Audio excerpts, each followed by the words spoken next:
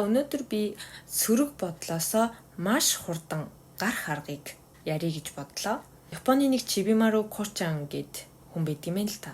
Тэр эмэгтэй ингэж хэлсэн байгаа. Надад одоо яг энэ цаг мөчл байгаа. Би яг одоогороо л амьдардаг эмэгтэй гэж хэлсэн байгаа. Тэгээд та яг одоогороо амьдарч байвал аз жаргалтай байна гэсэн үг шүү гэж. За та бүхэн маань яг одоогороо амьдарч чадж гин үү?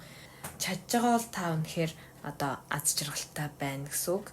Чадахгүй байгаа хүмүүс маань анхаарлаа хандуулад чадахын төлөө бас хичээцгээе, тийм ээ.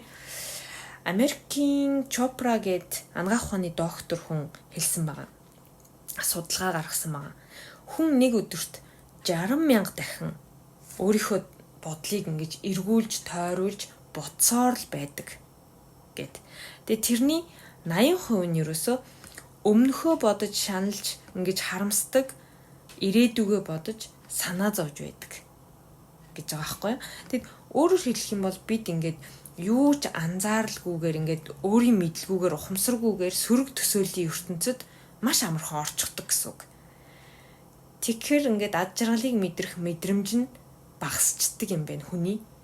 Тэгээ ингээд нэг нөгөө сөрөг төсөөллийнхөө ертөнцид ороод ингээд сөрөг юм бодоод санаа зовоод байхаар нэг мэдхэд нэг хэдэн минутын дараа одоо хэдэн цагийн дараа яасан нь үл мэдэгдэх төгшүүртэй санаа зовсон байдалтай болчдөг.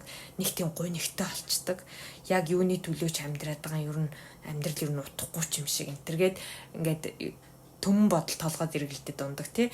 Тэр яадгүй гэхээр ерөөсөө нөгөө өөрийнхөө сөрөг төсөөллийн ертөнцид ороод тэн дотроо бүр ингээд ирээдүгөө бодож санаа зовоод өмнөх амьдралаа бодож шаналж харамсаад ингээд байж идэг гэж байгаа байхгүй. За тэгвэл эндээс маш хурдан хамгийн энгийн гарах арга байгаа. За ямар арга вэ гэхээр өөрийнхөө бие рүү анхаарах. За энэ нь юу вэ гэхээр тарих ингээд өнгөрсөн ирээдүй рүү шууд л ингээд очичдаг болохоор ийм үедээ хийж байхад маш үр дүнтэй арга байгаа байхгүй юу. За тэр нь одоо та бүхэн ч гэсэн мэдж байгаа ингээд хүний 5 мэдрэхүй гэдэг зүйл яг одоогоор амьдардаг зүйл гинэ. Нэрээ бодоод ахаар тийм байгааз хүний 5 мэдрэхүй яг л бид нэр одоо идчихвэл яг л одоодоо тэр идчихэж байгаа юмаа мэдэрдэг тий. Тэгэхээр хүний 5 мэдрэхүйд ерөөсөл ад жаргал байж идэг гэж байгаа. Тэр мэдрэхүйгээ ашиглаад яг одоо өөрийнхөө бие рүү анхаарна гэсэн үг. Өөрийнхөө бие рүү анхаарлаа хандуулна гэсэн үг. За яаж анхаарлаа хандуулах вэ гэхээр гүнзгий амьсгал авах юм билээ.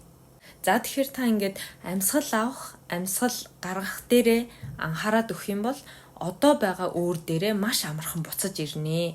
За амьсгалыг гүнзгий авах гэж ингэж одоо хит их хичээх хэрэггүй. Ингээд хөнгөхөн амьсгалаад хаа яваа газраа тий хаана байгаа газраа ингээд өөртөө хөнгөхөн амьсгалаад анхаарлаа тийш нь хандуулахад л болно. Тэгэд ингээд элдв бодол орж ирсэн үе зөндөө байдаг штэ хүнд тий. Зүгээр л тийм үед амьсгалдаа анхаарлаа хандуулахад л болно гэж байгаа байхгүй юу? Угаасаа тэгээ бид нар чинь нөгөө толгойд орж ирж байгаа тэр бодлуудыг ингээд зогсоож чадахгүй шүү дээ тий яач ч ингэж бодсон зогсоож чадахгүй угаасаа нөгөө сөрөг бодлууд нөгөө өнгөрсөн ирээдүйн янз бүрийн харамсаж зовох зүйлүүд бол ингээл өссөн үсээгүү тархинд ингээл орж ирсээр л байна шүү дээ тий. Тэгэхээр тийм үед ингээд за бистэй элдвэн бодоод эндэ гэж бодох юм бол улам тэрлүүгээ анхаарчих байхгүй юу. Тэгэхээр яг хөө элдв бодол орж ирж л байг те төрөл бүрийн одоо тэр сөрөг бодлууд орж ирж л байг. Яг тийм үед нь болохоор трийгээ өөрөө ингэж ухамсарлаж ойлгоод улам тэр сөрөг энергит авталгүйгээр амьсгал аваад амьсгалаа гаргаад байхад л болох юм билээ.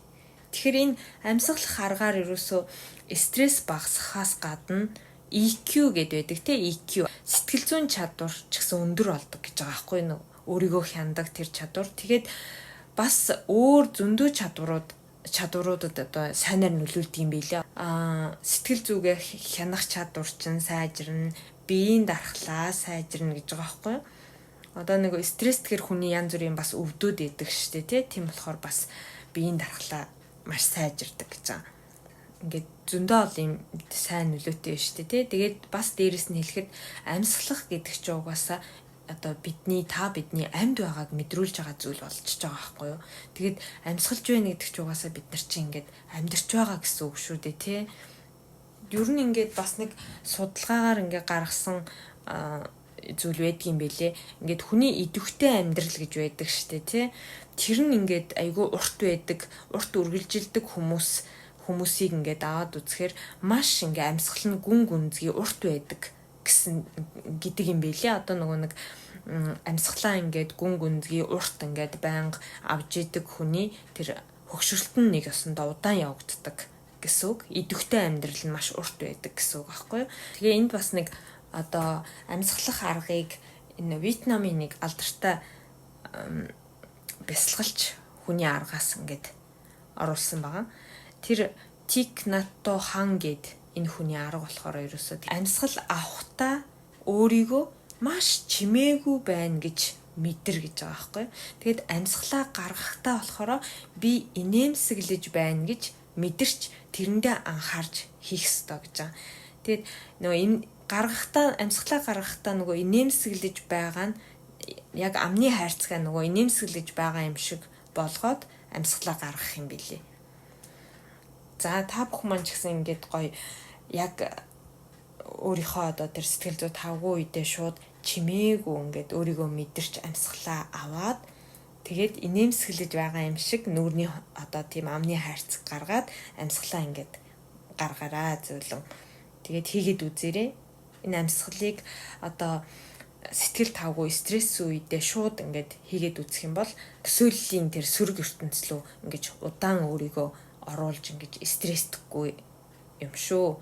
За тэгээд хүн ингээд стресстэйгээ болоод ингээд өөрөө стрессээ ингээд арилгах аргаа олцохороо аливаа зүйлд хит хамааралтай болдгүй юм байна.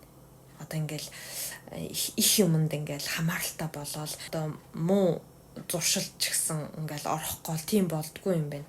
Одоо ингээл бид нар чинь ингээл стресстэй ирэхээр нэг стрессээ тайлж ийн гэл ингээл цагийг зугаатаа өнгөрөхгүй л хаана хинтээ яаж гарч орох уу гээл ч юм ингээд нэг тийм арга хайгаад байдаг. Тийм аргыг ч гэсэн хайхаа болчдөг гэж байна.